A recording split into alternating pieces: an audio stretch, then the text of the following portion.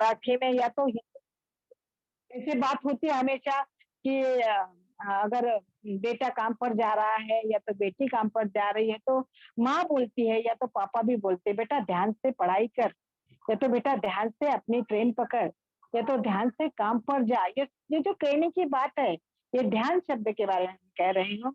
और जिस तरह हमारे भाई जब घर से बाहर निकलते हैं, कुछ ऑफिस से आने के टाइम कुछ सामान लाना होता है, तो हमारी भगिनी उनको बोलती है, उनकी पत्नी है उनको बोलती है कि जो कुछ भी सामान मैंने आपको लिख के दिया है, जो लिस्ट दी है, तो आप प्लीज ध्यान से शाम को लेके आइए।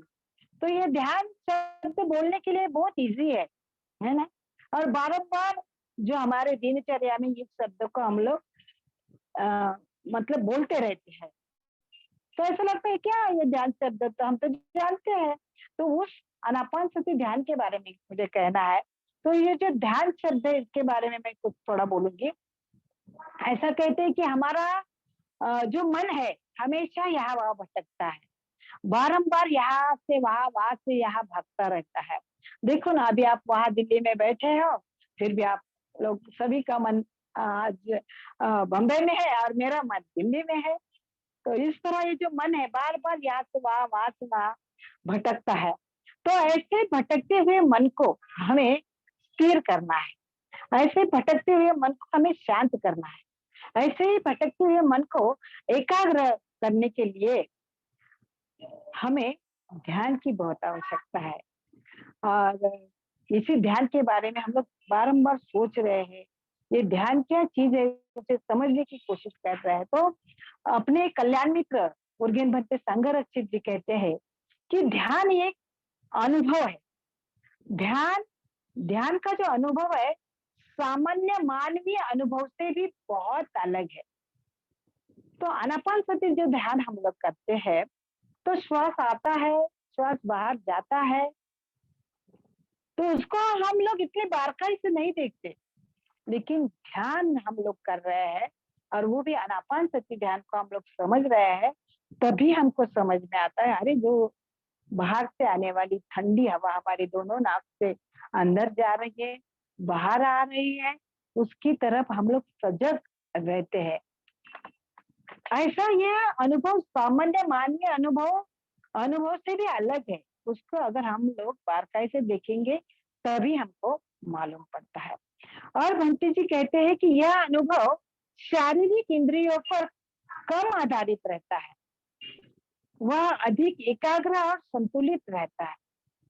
तो जो शारीरिक इंद्रिय है हमारे, जैसे उस उस श्वास का हमारे हाथ से, हमारे आंख से, हमारे कान से क्या संबंध है, हमने कभी सोचा भी नहीं। हाँ, हवा आती है बाहर जाती है, ये जो चल रहा है बहुत अच्छी तरह चल रहा है। और फिर हम लोगों ने उनको नाम दिया है, बहुत बहुत बड़े लोगों ने उनको नाम दिया है, अनापान सती ध्यान सराव उसको नाम दिया है।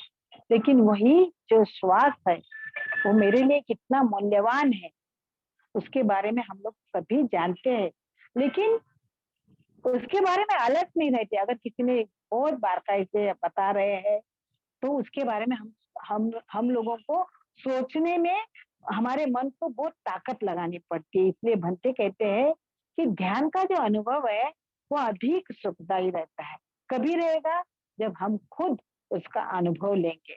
तो इस अनुभव को ही भंते कहते हैं ध्यान कहते हैं। भंते इस अनुभव को ही ध्यान कहते हैं। और जब इस ध्यान के बारे में मैं सोच रही थी, ध्यान इस शब्द के बारे में जब मैं सोच रही थी, तो फिर मुझे संत कबीर जी का एक दोहा याद आया। और सवेरे से मैं कोशिश कर रही थी और उसके बारे में चिंतन भी कर रही थी, तो संत कबीर जी उस शब्द शब्द के बारे में बोल रहे हूँ।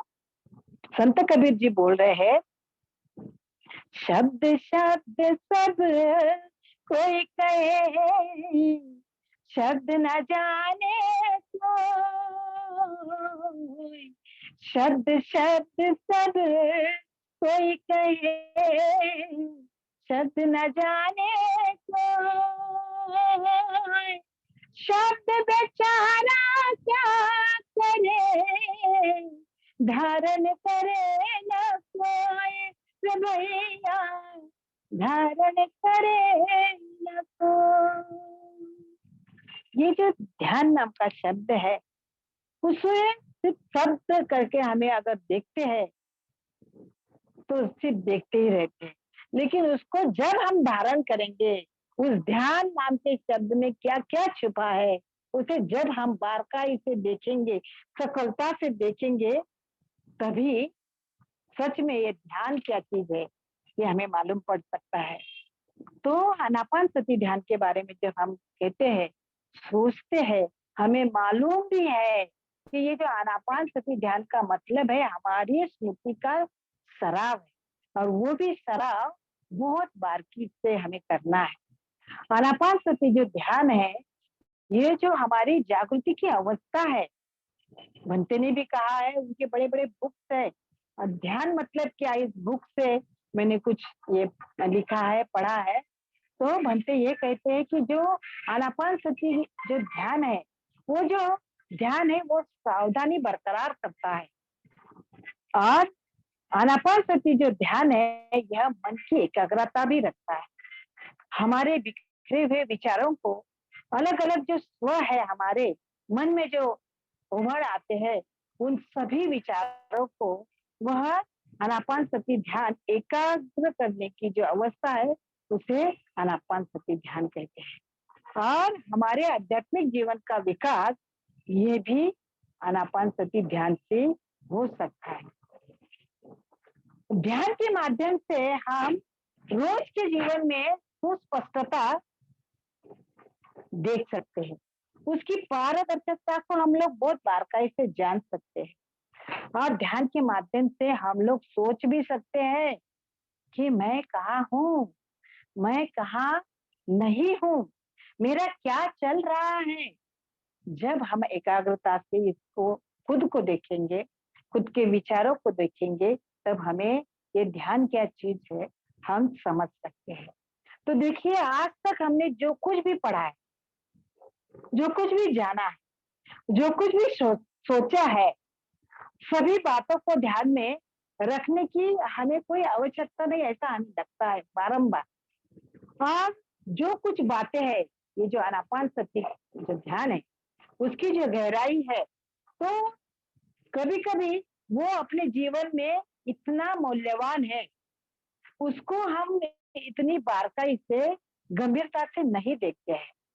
जिन जो चीजें है हमारे जीवन में आवश्यकता है, उन चीजों को हमें बहुत सफलता से देखने की जरूरत है, और ये सफलता हमें सिर्फ ध्यान से ही प्राप्त होगी, और वह ध्यान है आनापानसती ध्यान। तो हमारे जीवन में ऐसा कहा जाता है कि जो कोई लोग इस ध्यान को बहुत बारकाई से करते हैं, उसका अनुभव लेते हैं, उसका चिंतन करते हैं, तो वो लोग समझ सकते हैं कि हमारे जीवन में दुख क्यों है, क्योंकि ये आनापानसती ध्यान हमको बहुत गहराई तक लेके जाता है, और जब ये गहराई तक लेके जाता है, उसमें हमारी मन की अवस्था बहुत सरल हो जाती है।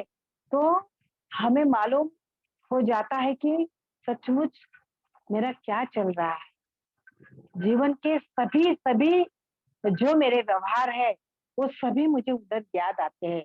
अगर बहुत बारीकाई से उसको देखती हूँ, तब मुझे मालूम हो जाता है, जब मैं आनापानसती ध्यान का सराव करती हूँ, बारंबार करती हूँ, क्योंकि आप सभी को मालूम है भगवान बुद्ध को बुद्धत्व की प्राप्ति आनापानसती ध्यान के माध्यम से ही हुई है। और ये सारी चीजें भगवान बुद्ध के बारे में जो हम लोग अभी पढ़ रहे हैं, अपने कल्याण मित्र उनके भंते संगरक्षित जी की जो किताबें है, वो हम लोग पढ़ रहे हैं। ये सारी देन परम पूज्य डॉक्टर बाबा साहब अम्बेडकर की है, क्योंकि अगर उन्होंने हमें हमें ये धम्म नहीं दिया होता, तो शायद हमें ये ध्यान क्या चीज है, बुद्ध धम्म क्या चीज है, ये मालूम नहीं होता। और उन्हीं ने जो बारकाई से बुद्ध धम्म का आचरण किया है, पढ़ाई की है, उसी के माध्यम से बारंबार शिविरों के जाने के माध्यम से, आनापानसती ध्यान का सराव करने के माध्यम से अभी हमें इतनी समझ आई है कि मेरे जीवन में ये दुख क्यों है, ये दुख क्या चीज है, मेरे जीवन में बार बार जो तान तनाव है, वो तान तनाव मेरे जीवन में क्यों है, कम से कम हम यह सोच तो सकते हैं, बार बार मेरे जीवन में ये गड़बड़ी क्यों होती है? क्यों मेरा मन उथल पुथल होता है? क्यों मेरे जीवन में अलग अलग ये समस्या आती है? कभी कभी मेरे जीवन में सुख भी आता है, मेरे जीवन में शांति भी आती है। तो ये सारी चीज मेरे जीवन में आती है, मैं इन सभी चीजों को मैं बार बार बारकाई से देखती हूँ, और फिर हमें ऐसा लगता है, और हम लोग को इतना भी मिल गया, ये सारी चीजें भी हम लोग ने समझ ली, तो हमको लगता है अरे बाप रे, हमने बहुत कुछ पा लिया है, हमको बहुत कुछ मिल गया है, हमारा बहुत अच्छी तरह, बहुत ठीक ठाक चल रहा है। और कभी कभी हम लोग सोचते हैं, एक आध झलक अगर अनुभव आता भी है, तो हम लोग सोचते हैं हाँ हाँ, अभी ये आगे जाने की कोई जरूरत नहीं, मैंने बहुत कुछ पा लिया, इतने में ही हम लोग इतने खुश हो जाते हैं। ऐसे हमारी मन की अवस्था है। तो भंते कहते हैं, हमारे जीवन का उद्देश्य क्या है? बस इतना सा अनुभव लेना ही हमारे जीवन का उद्देश्य है क्या? भंते उर्गेन संगरक्षित जी ने ध्यान के बारे में इतना कुछ कहा है, उनका बहुत अलग अलग से अनुभव है, और उन्होंने जो अपने 7 पेपर जो दिए उनके उसमें भी बहुत भगवान बुद्ध की कल्पना आप किस तरह से, कितनी अच्छी तरह से, कितनी बारकाई से कर सकते हो, और उसको देख सकते हो और अपने जीवन में बदलाव ला सकते हो। इसलिए भक्त कहते हैं कि हमारे जीवन का उद्देश्य क्या है? हमने कभी सोचा है कि हमारे जीवन में दुख क्यों आते हैं? क्यों मेरे जीवन में इतनी सारी अड़चने आती है? यह सच जानने के लिए ऐसा कहते हैं कि इसकी वास्तविकता जानने के लिए, आज अपने आप में इसकी सफलता जानने के लिए, कुछ जो अपने यहाँ उपाध्याय है, बहुत बड़े बड़े धर्मचारी है, जो बहुत बारीकी से ध्यान को समझते हैं और ध्यान करते हैं। हमने भी अपने आप को कभी पूछना चाहिए, क्या मैं ध्यान करती हूँ? क्या ये आनापान सती ध्यान मेरे लिए बहुत महत्वपूर्ण है? क्या इस ध्यान का जो मैं ध्यान बार बार करती हूँ, या सबको जो ऑनलाइन ध्यान चालू है सबको हाजिरी लगानी है आज के दिन की ध्यान की, इसलिए क्या मैं बैठती हूँ? या बहुत सारी संख्या में हम लोग जुड़ते हैं और उसमें मैं भी दिखती हूँ, कि इसलिए मैं आनापान सती ध्यान का सराव करती हूँ, या इसलिए मैं ध्यान को ज्वाइंट होती हूँ। और कुछ कुछ लोगों ने तो कहा भी है ऑनलाइन ध्यान जो है वो बंद कीजिए, लेकिन मेरे मन में ये भाव आता है, हम लोग बहुत दूर दूर रहते हैं, और ये जूम ऐप का इतनी कृतज्ञता व्यक्त करनी चाहिए कि उस जूम ऐप के माध्यम से कितने कितने लोगों को हम लोग दुख से ऊपर उठा सके, कितने लोगों को हम लोग ने आनापान सती ध्यान के माध्यम से अच्छी तरह जीवन जीने की उपलब्धि करके दी है, संधि उपलब्ध करके दी है। ये सादी बात नहीं है, इसलिए हमें हमेशा ध्यान में रखना चाहिए, ये जो आनापान सती का ध्यान मैं करती हूँ, इस आनापान सती को मैं समझती हूँ, इसकी गहराई को मैं जानती हूँ, तो क्या मेरा उद्देश्य क्या है, इसके बारे में सही में मुझे सोचना चाहिए। क्योंकि देखिए, हम सबको मालूम है, भगवान बुद्ध ने यानी सिद्धार्थ ने जो रोहिणी नदी के बारे में, और शाक्य कोलियों में जो थोड़ी अनबन हुई थी पानी की वजह से, आप सभी को ये स्टोरी मालूम है।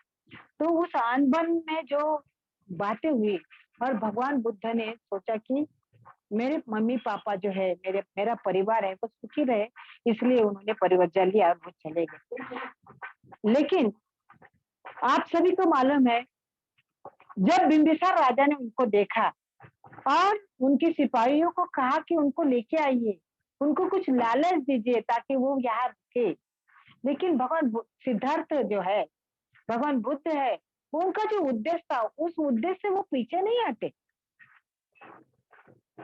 और जब रोहिणी नदी का जो वाद था, तो वो जो झगड़ा था वो भी अभी एकदम स्थिर हो गया है।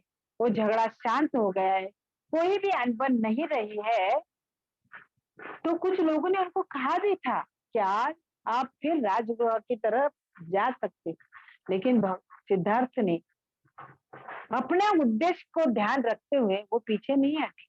अगर ये सारी बातें हम लोग बारकाई से देखते हैं, तो मुझे खुद को पूछना चाहिए कि क्या मेरा ध्यान का उद्देश्य क्या है? क्या मैं ये भगवान बुद्ध के बारे में ये जो स्टोरी है, बहुत लोगों ने सुनी है, जानी है, बताते भी है, तो भगवान बुद्ध का जो उद्देश्य था, उनके उद्देश्य की तरह मेरा तो उद्देश्य नहीं, मेरा मामूली उद्देश्य है, लेकिन उस उद्देश्य से भी मैं प्रामाणिक हूँ क्या?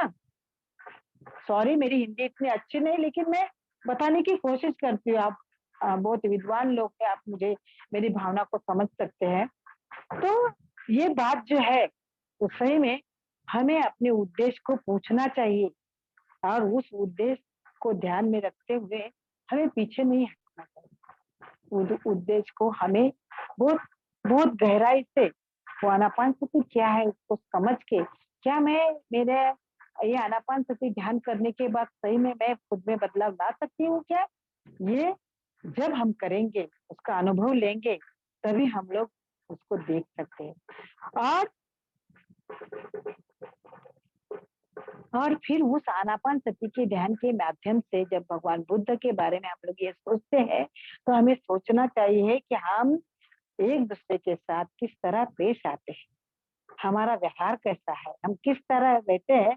और ये सारी बातें जो है ना, हमारे पंच इंद्रिय से संबंधित है, ऐसा मुझे लगता है।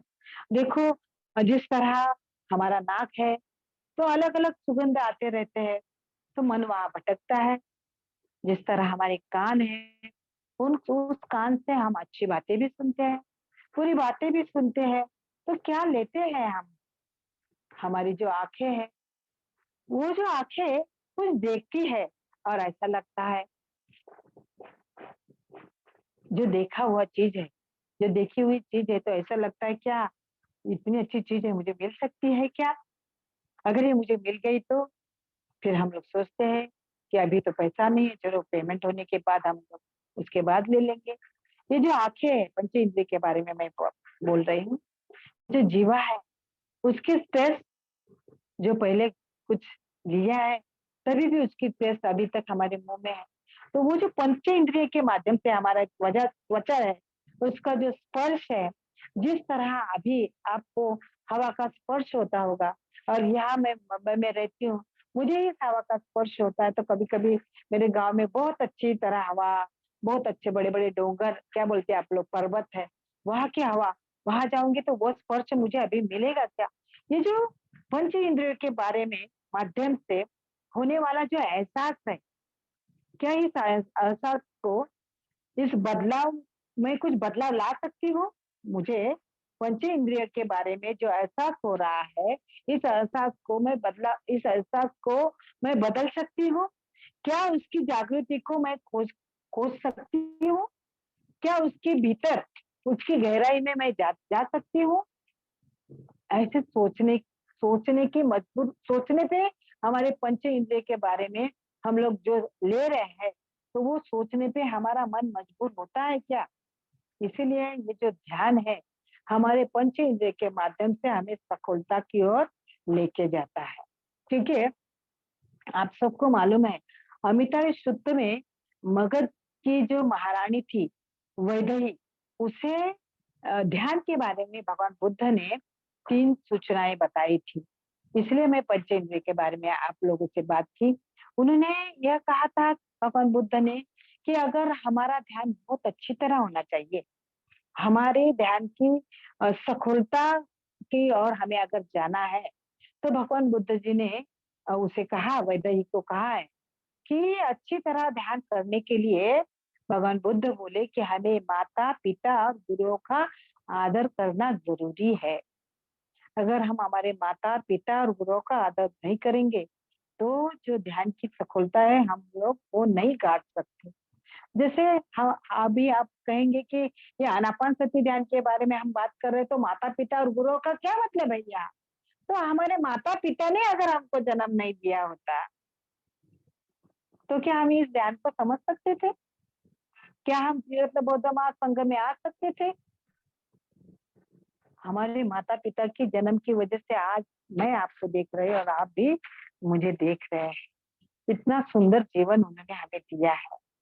और हमारे जो गुरु है, गुरुओं के बारे में क्या कहना है? जो कुछ भी हम लोग गुरुओं के बारे में कहते हैं, ये सादी बातें नहीं है। हमारे कल्याण मित्र है। अभी देखिए ना, बोधि प्रकाश जी, उनका इतना प्रॉब्लम है। बहुत दिनों से मैं जानती हूँ उनके पैरों का प्रॉब्लम है, लेकिन घर में बैठे बैठे सारे देश में घुमाते हैं बोधि प्रकाश जी। और अपने, मेरे लिए तो वो गुरु समान है, क्योंकि उन्होंने बहुत कुछ दिया है। ऑनलाइन में इतना देने का काम किया है बोधि प्रकाश जी ने, तो क्या बताए, बहुत कुछ दिया है इसलिए हमारे गुरुओं के बारे में हमें सही में कृतज्ञता व्यक्त करनी चाहिए। हमारे अगर गुरु माँ बाप ने हमको पढ़ाया नहीं होता, अच्छे संस्कार नहीं दिए होते, है ना? क्या आपने कभी सोचा है कि हमारे गुरु कौन कौन है? हमें सबको मालूम है ना हमारे गुरु कौन कौन है। हमारे गुरु बुद्ध है, बाबा साहब है, भंते जी है, हमारे उपाध्याय है, हमारे कल्याण मित्र है, और बोधि प्रकाश जी है। क्यों मैंने ऐसे कहा?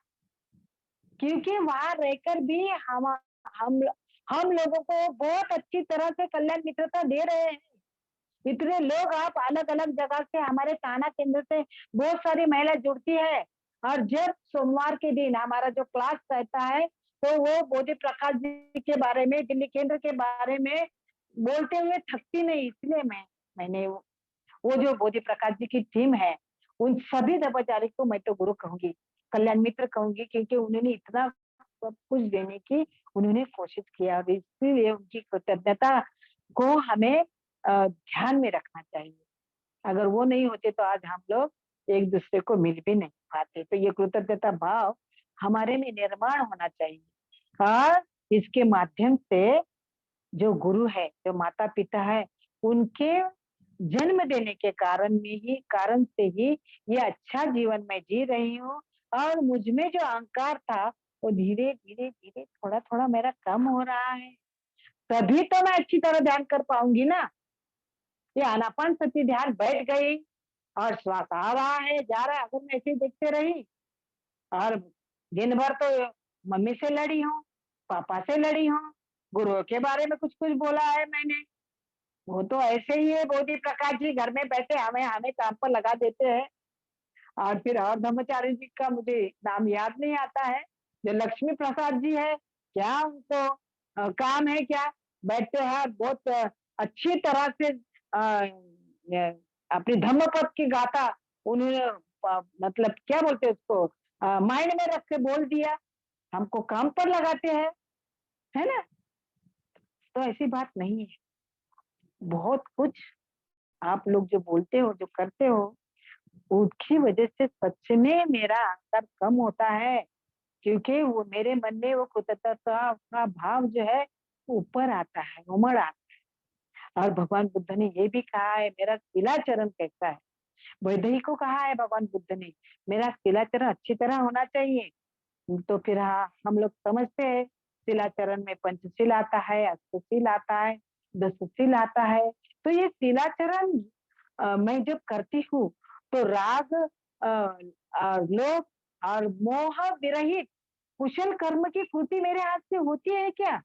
अगर यह कुशल कर्म की कृति मेरे हाथ से होती है, तभी मैं आनापान सती की ध्यान की सफलता को जान सकती हूँ। तभी मेरा मन एकाग्र हो सकता है, तभी मेरे मन में जागृति का भाव उभर आ सकता है। जब ये शीलों का आचरण मैं बहुत बारकाई से करूंगी, शील क्या चीज है, मैं बहुत बारकाई से करूंगी, और वही शील को लेके, वही शिलाचरण को लेके दैनंदिन जीवन है, उस व्यवहार में मेरा व्यवहार कैसा है, मेरे मैं जहाँ जॉब करती हूँ वहां पे मेरा व्यवहार अच्छा है क्या? मैं घर में काम करती हूँ, घर के लोगों के साथ में मेरा व्यवहार अच्छा है क्या? मैं बाजार में जाती हूँ या जिस बिल्डिंग में रहती हूँ, जिस माहौल में रहती हूँ, उनके, यस, किसी ने हाथ ऊपर किया है,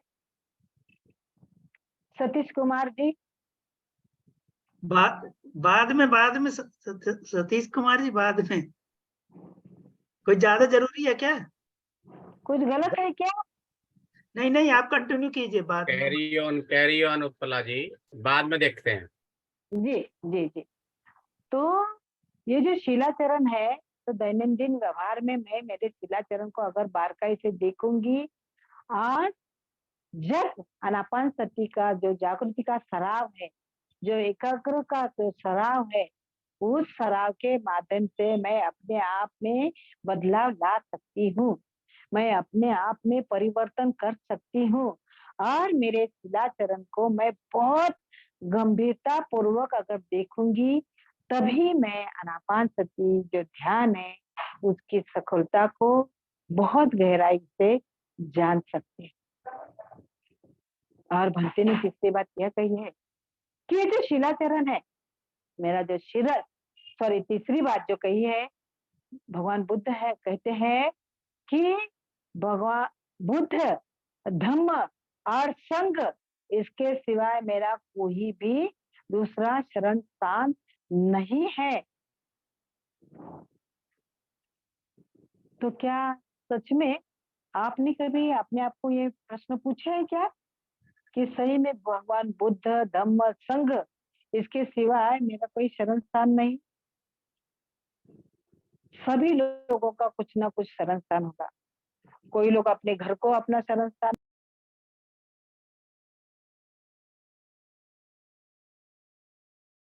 आवाज आवाज चले गई उत्पला जी।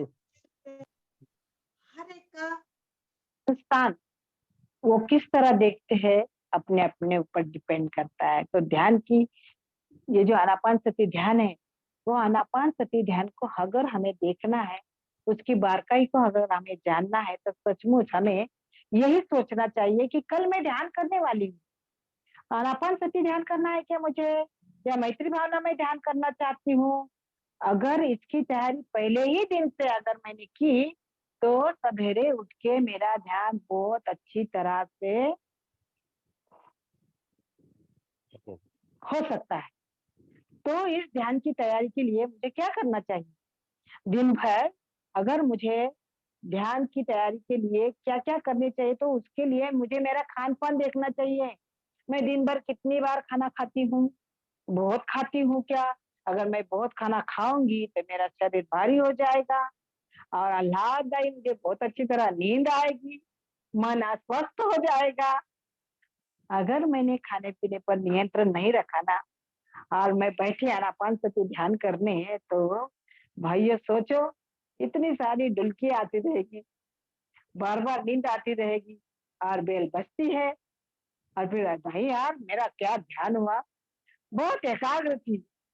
हमें ये नहीं लगता है कि अरे मुझे कोई देखता होगा सामने, मैं सोई हूँ, जागी हूँ, क्या चल रहा है मेरा।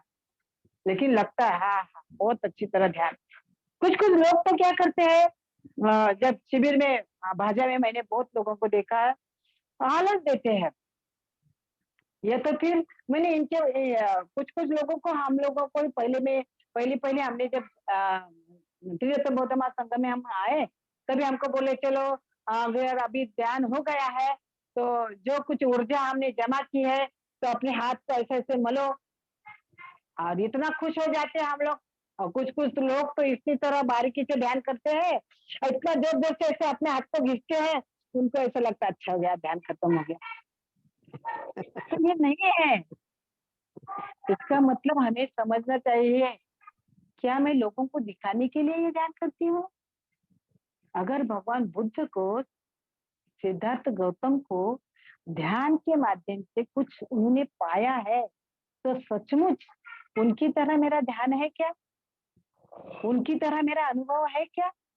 अगर इस अनुभव को डॉक्टर बाबा साहब ने अनेक पुस्तक के माध्यम से बारकाई से जानकारी की है, तभी तो उन्होंने हमें ये धम्म दिया है। बहुत लोगों ने कहा था उनको अलग अलग धर्म को आप अपनाइए, लेकिन बाबा साहब को मालूम था मेरा जो समाज है बहुत गरीब है, जो कुछ भी मैं दे रहा हूँ वो उनके काम में आए, उनका जीवन सुधार, उनमें परिवर्तन आए, उनमें बदलाव आए, इसलिए बाबा साहब ने हमको ये बुद्ध धम्म दिया है। इसलिए अगर ये आनापानसती ध्यान जो मैं कर रही हूँ उसकी सफलता में मैं जाने की कोशिश कर रही हूँ, तो सचमुच मेरा खान पान, मेरी दिनचर्या, मैं दिन भर में मेरा व्यवहार कठोरता से है, मैत्रीपूर्ण है, ये भी मुझे देखने की जरूरत है, ऐसा मुझे लगता है। तभी मैं ये जो आनापानसती ध्यान के बारे में सोच रही हूँ, सुना है, पढ़ा है, तो सही